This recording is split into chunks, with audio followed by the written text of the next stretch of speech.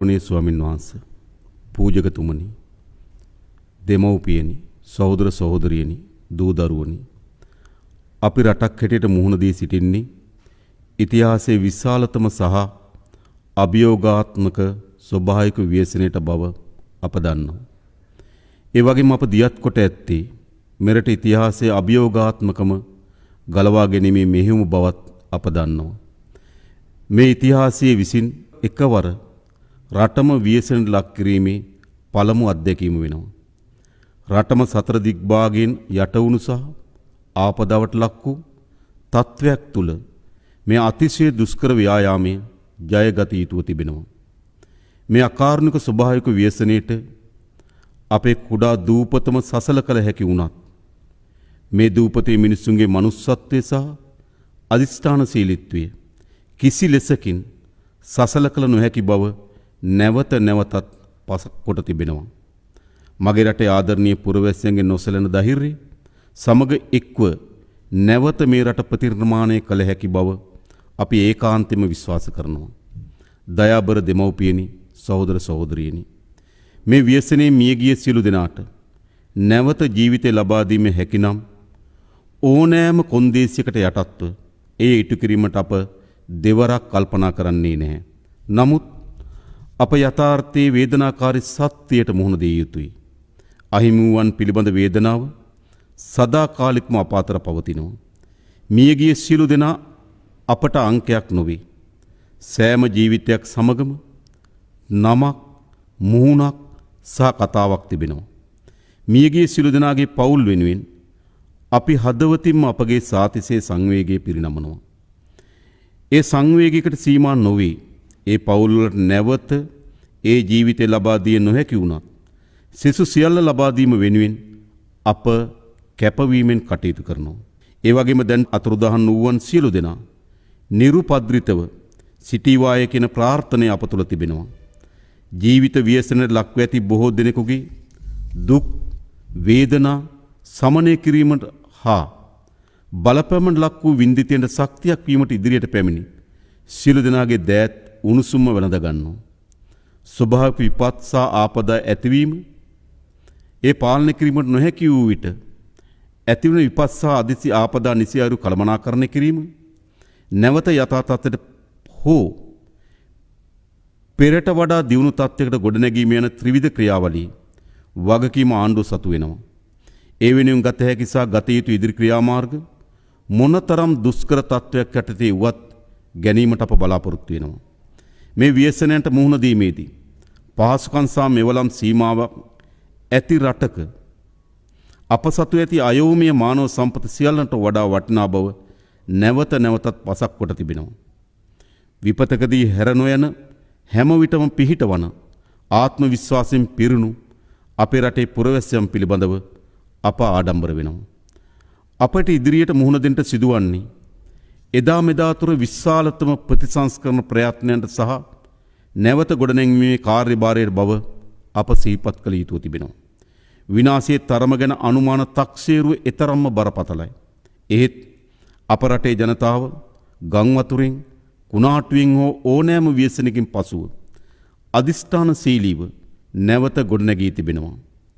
මෙම ව්‍යසනයේ ආරම්භයේදී අපගේ පළමු කාර්ය බවට පත් වුණේ ව්‍යසනයට මුහුණ දුණු පුරවැසියන් එයින් මුදවා ගැනීමයි. ඒ සඳහා අපේ සමස්ත රාජ්‍ය යාන්ත්‍රණයම ඉතාමත් කාර්යක්ෂමතාවෙන් යුතුව මෙහෙවීම සඳහා අපි කටයුතු කර තිබෙනවා. එහිදී අපගේ ත්‍රිවිධ හමුදාවත් පොලිසියත් තමන්ගේ ජීවිත පිළිබඳ අවධානම නොතකමින් ඇතැම් තැන්වල තමන්ගේ ජීවිත පරිත්‍යාග කරමින් අපගේ ජනතාව මුදවා ගැනීම සඳහා වීරෝදාර ක්‍රියාදාමයක නිරත වුණා. ඔවුන් ගැන අපි ආඩම්බර විය යුතුයි. ඔහුට අපි ජාතියේ ප්‍රණාමය පුද කළ යුතුයි. ඒ වගේම අපේ අමාත්‍යංශ ලේකම්වරුන්ගේ සිට පහළ ග්‍රාම නිලධාරී කොට්ටාසින ග්‍රාම නිලධාරීන් තුමා දක්වා සියලු රාජ්‍ය යාන්ත්‍රණය යහුසුලුව මැදිහත් වෙමින් එම ආපදාවට ලක් වූ ජනතාව මුදවා ගැනීම සඳහා විශාල කාර්යභාරයක් ඉටු කරනු ලැබුවා. එය වුන් රාජකාරීන් ඔබ්බට යන ලද මානුෂීය කාර්යලක්ෂ තේරුම් අරගනිමින් ඒ කාර්යයට හෘදයාංගම බැඳීමකින් යුතුව ඔවුන්ගේ කාර්යභාරය ඉටු කරනු ලැබුවා. ඔවුන්ට අපි ස්තුතිවන්ත විය යුතුයි. ඒ වගේම ව්‍යසනයටපත් වූ ජනතාව මුදා ගැනීම වෙනුවෙන් ස්වේච්ඡාවෙන් විශාල ජනතාවක් මැදිහත් වී තිබෙනවා.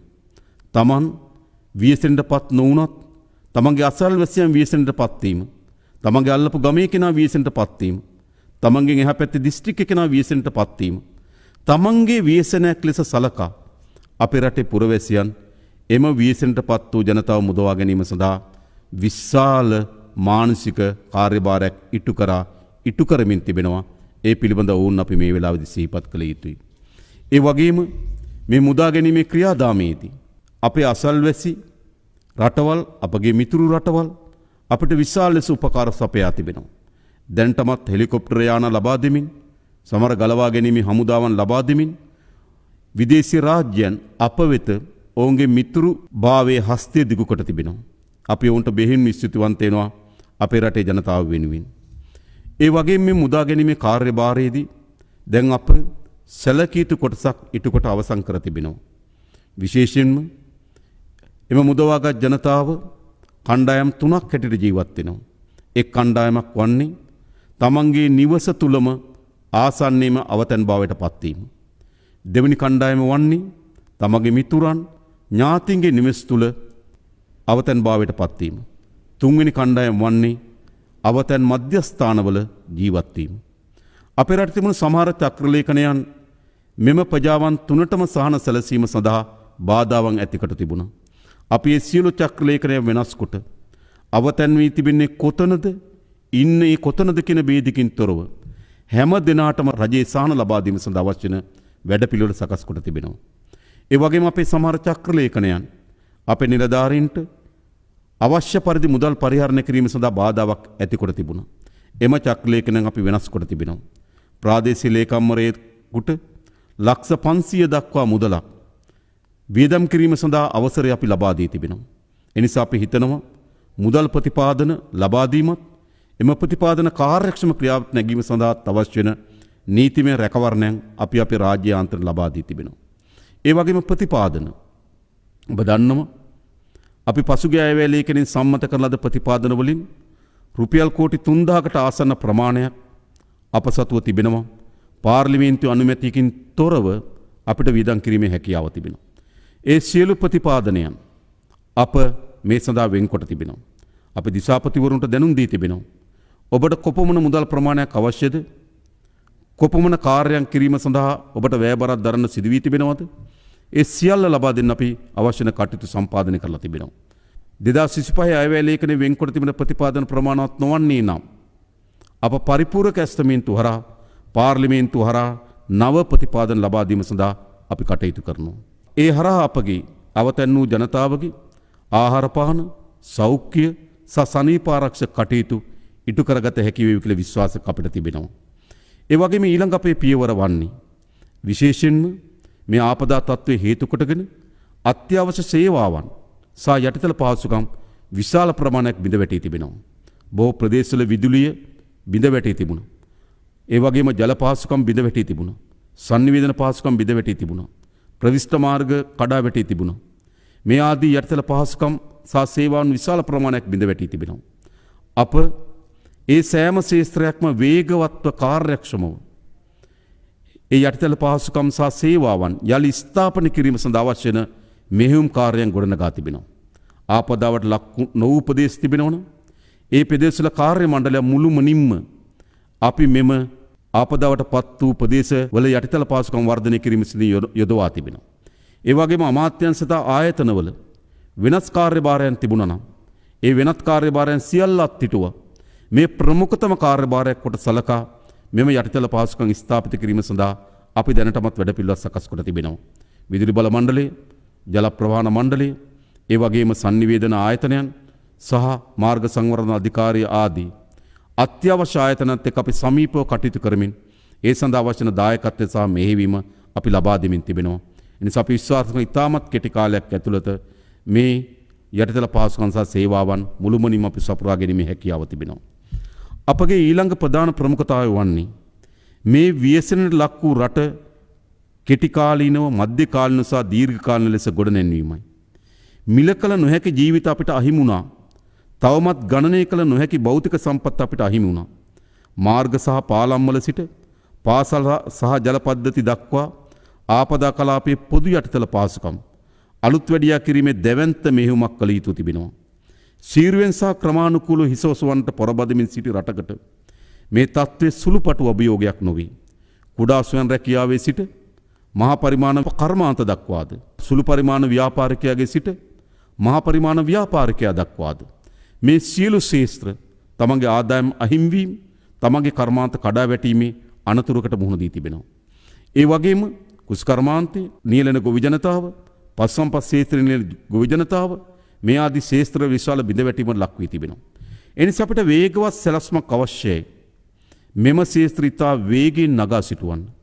ඒ වෙනුවෙන් මේ වන විට අපි කාර්යක්ෂම සේවයක් ලබා දීම වෙනුවෙන් මේ ආපදා තත්ත්වය කළමනාකරණය කරගනිමින් වේගවත් කාර්යක්ෂම යලි ගොඩනැන්වීමක් සඳහා අවශ්‍ය වෙන නීතිමය රැකවරණ සහ ප්‍රතිපාදන අවශ්‍යතාවය වෙනුවෙන් අප හදිස් නීතිය පනවා තිබෙනවා. මා මේ රටේ පුරවැසියන්ට එක සහතිකයක් ලබා දෙන්න කැමතියි. මෙම හදිස් නීතිය මෙම ආපදාව කළමනාකරණයට ලක් කර ගැනීම සහ කාර්යක්ෂම අපේ රට ගොඩනැගීම සඳහා ඉවහල් කරගන්නවා ඇරුණුකොට වෙනත් කිසිදු මර්ධනීය ක්‍රියාදාමයක් වෙනුවෙන් මෙම හදිස් නීතිය අපි උපයෝගී කරගන්නේ නැහැ. මෙම හදිස් නීතියට අනුකූල වන පරිදි මේ වන විටත් අපි අත්‍යවශ්‍ය සේවා කොමසාරිස්වරයෙක් පත් කර තිබෙනවා. සියලු සේවාවන් අප එම එක තැනකට කේන්ද්‍රගත කොට තිබෙනවා. පැය 24 පුරාම අත්‍යවශ්‍ය සේවා කාර්යාල විවෘත කොට තිබෙනවා. සියලු වැදගත් ආයතනයන් වල නිලධාරීන් එහි පැය 24ම රැඳෙමින් තිබෙනවා. එනිසා අපි හිතනවා ඊටමත් කාර්යක්ෂම මධ්‍යගත මෙහෙයුමක් මෙම අත්‍යවශ්‍ය සේවා කාර්යාලය සඳහා පිටු කර ගැනීම සඳහා අපි සැලැස්මක් සකස් කර තිබෙනවා. ඒ වගේම අපගේ මීළඟ කාර්යභාරය බවට පත් වී තිබෙන්නේ නැවත අපේ රට තිබුණු තත්ත්වයට වඩා දියුණු රාජ්‍යයක් බවට පරිවර්තනය කර ගැනීමේ අපේක්ෂාව. ඒ අපේක්ෂාව වෙනුවෙන් මේ වන විටත් අපි නැවත ගොඩනැන්වීම සඳහා අවශ්‍ය වෙන අරමුදල් සම්පාදනය කර ගැනීම සඳහා අරමුදල පිහිටුමට අපේක්ෂා කරමින් තිබෙනවා. ඒ වගේම ඒ අරමුදල කළමනාකරණය කර ගැනීම සඳහා පෞද්ගලික අංශයේ, විදේශ කටයුතු අමාත්‍යාංශයේ, මුදල් අමාත්‍යාංශයේ, ජනාධිපති ලේකම් කාර්යාලය ලේකාබද්ධ කළමනාකරණ කමිටුවක් පත් කොට තිබෙනවා. ඔවුන්ට විශාල කාර්යභාරයක් අපිට පවරා දී තිබෙනවා. අපේ රට ගොඩනැගීම සඳහා අවශ්‍ය වන අරමුදල් සම්පාදනය කර ගැනීම. ආකාර ගණනාවකින් අපිට අරමුදල් සම්පාදනය කරගත හැකි. අප හා මිතුරු රාජ්‍යයන් එක්ක ඊටම සමීපව අප කටයුතු කරමින් ඔවුන්ගේ ආධාර ලබා ගැනීම. ඒ වගේම විවිධ ජාත්‍යන්තර සංවිධාන ආමන්ත්‍රණය කරමින් ඔවුන්ගේ ආධාර ලබා ගැනීම. ඒ වගේම දේශීය ව්‍යාපාරිකයන් ආමන්ත්‍රණය කරමින් කර්මාන්තකරුවන් ආමන්ත්‍රණය කරමින් ඔවුන්ගේ ආධාර ලබා ගැනීම. විශේෂයෙන්ම මේ වෙලාවේදී ශ්‍රී ලංකාවෙන් පිටත ජීවත් වෙන ශ්‍රී ලාංකික පුරවැසියන් මේ ආධාර ලබා දීම සඳහා විශාල වෙහෙසක් සහ විශාල කැමැත්තකින් යුතුව කටයුතු කරමින් තිබෙනවා. අපි ඔවුන්ට අවශ්‍ය වෙන සහාය ලබා දෙන්න කටයුතු කරලා තිබෙනවා. නිසා අපි හිතනවා අපි ශක්තිමත් අරමුදලක් ගොඩනැගිය යුතුයි මෙම ව්‍යසනයෙන් ගොඩ ඒම සඳහා. ඒ අරමුදල සම්පාදනය කර ගැනීම සඳහා අවශ්‍ය වෙන කටයුතු අපි සකස් කරලා තිබෙනවා. ඒ වගේම අප සියලු ආයතනයන් වෙත දැනුම් දී තිබෙනවා. ඔබගේ ශේෂ්ත්‍ර මුහුණ දී තිබෙන අර්බුදයේ ප්‍රමාණය ඒ නැවත ගොඩනැගීම සඳහා අවශ්‍ය වෙන ප්‍රතිපාදනයන් පිළිබඳව ශක්තිමත් ලැයිස්තුවක් සකස් කරන්න කියලා. අපි දන්න බොහෝ විට අපේ රට මුහුණ දෙන තත්ත්වය තමයි නිවැරදි දත්ත සහ නිවැරදි තොරතුරු නොමැතිවීමේ ප්‍රතිවිපාක වලට අපි මුහුණ දී තිබෙනවා. මෙම අර්බුදයෙන් ගොඩ එන්න නම් අපට නිවැරදි දත්ත සහ තොරතුරු අවශ්‍යයි. වාරිමාර්ග දෙපාර්තමේන්තුව තමන්ගේ දෙපාර්තමේන්තුවට අයත් වාරිමාර්ග පද්ධතිය ඇති වී තිබෙන හානිය සහ ඒ නැවත ප්‍රතිස්ථාපනය කිරීම සඳහා අවශ්‍ය වන අරමුදල්. කුෂිකර්ම දෙපාර්තමේන්තුව ගොවි ජනතාවගේ කුෂිකර්මාන්තයට අත්වී තියෙන විනාශය ඒ නැවත ගොඩනැගීම සඳහා අවශ්‍ය වන අරමුදල් ප්‍රමාණය මේ ආදී හැම ශේෂ්ත්‍රයකම දැනුම් දී තිබෙනවා. ඔබගේ ශේෂ්ත්‍රය යාලි ගොඩනැංවීමේ වැඩපිළිවෙලත් ඒ වගේම එම වැඩපිළිවෙල ක්‍රියාවට නගාවීමට අවශ්‍ය වන ප්‍රතිපාදනත් අපිට ඉතා ඉක්මනින් දැනුම් දෙන්න කියලා. ඒ අනුව අපිට ඉතා වේගවත් සංවර්ධන සැලැස්මක් කරහා අපේ රට යලි ගොඩනැගිය හැකිව තිබෙනවා. අපට රටක් ලෙස දීර්ඝ කාලීන ඉලක්ක ජය ගැනීමට එකට ජීවත් වීමට බලකල අවස්ථා ඉතිහාසය විසින් මගහැර ඇති අතර මෙවරය මග නොහැරෙන තැනට පත් කිරීමේ අදිෂ්ඨානය අපි තුල තිබෙනවා. මෙම බරපතල ව්‍යසනය අවස්ථාවේ අප වෙනුවෙන් දැන්ටමත් ඉදිරිපත් වූ අපට සහයෝගය දුන් සියලු හිතමිතුරු රටවල් වලට ඒවායේ නායකයින්ට පුරවැසියන්ට සහ ජාත්‍යන්තර සංවිධානවලට අපි ස්තුතිය පුද කරනවා. අපේ රට නැවත ගොඩනැගීම වෙනුවෙන් ඔවුන්ගේ අඛණ්ඩ සහයෝගය වෙනුවෙන් විධිමත් යාන්ත්‍රණයක් අපි දැනටමත් ස්ථාපිත කොට තිබෙනවා. මේ තීරණාත්මක ව්‍යසනකාරී මොහොතේ සියලු දේශපාලන මතිමතාන්තර රට වෙනුවෙන් අමතක කරමු. ජාති, ආගම්, පක්ෂ, පාට භේද වලින් තොරව එකට එක්වෙමු. දේශපාලනය කිරීමට ඕන තරම් කාලය ඇති අතර ව්‍යසනයට මුහුණ දීමට විශාල කාලයක් නැහැ. අපි එක්ව රට ගොඩනගමු. ගොඩනැගු පසු ඒ රටේ වෙන්වෙන්ව දේශපාලනය කරන්න අපට පුළුවන්කම තිබෙනවා. විශේෂයෙන් මට විශාල විශ්වාසයක් තිබෙනවා. මා මේ රට ගොඩනැගීම් පිළිබඳව අචල විශ්වාසකින් කටයුතු කරන්නේ. මා අපේ රටේ පුරවැසියන් කෙරෙහි විශ්වාසය තබනවා. මා අපේ රටේ ත්‍රිවිධ හමුදාව, පොලිසිය ඇතුළු රාජ්‍ය සේවය කෙරෙහි විශ්වාසය තබනවා. මා මේ රටේ කර්මාන්තකරුවන්, ව්‍යාපාරිකයන් කෙරෙහි විශ්වාසය තබනවා. මා මේ රටේ බුද්ධිමතුන්, නව නිපැයුම්කරුවන් කෙරෙහි විශ්වාසය තබනවා. මා අපේ රටෙන් පිටත ජීවත් වෙන විදේශගත ශ්‍රී ලාංකිකයන් කෙරෙහි විශ්වාසය තබනවා. ඒ වගේම මා අපට හිතමිතුරු රාජ්‍යයන් කෙරෙහි අපි විශ්වාසය තබනවා. ඒ විශ්වාසය සහිතව මේ රට ගොඩනැගිය හැකි කියන දැඩි විශ්වාසකින් යුතුව අප මෙම කාර්යභාරයට මැදිහත් වී තිබෙනවා. නියත වශයෙන්ම අපි පෙර තිබූ තැනට වඩා හොඳ රටක් ගොඩනගනවා. මෙතෙන් සිට එය පටන් ගත යුත්තේ බිඳුවේ සිට වුවත් අපි අභියෝගය බාර ගන්නවා. ඒ වෙනුවෙන් පටු වාද භේද වලින් තොරව සියලු දෙනාට මේ සාමූහික ප්‍රයත්නට එක්වන්න අපි ආරාධනා කරනවා.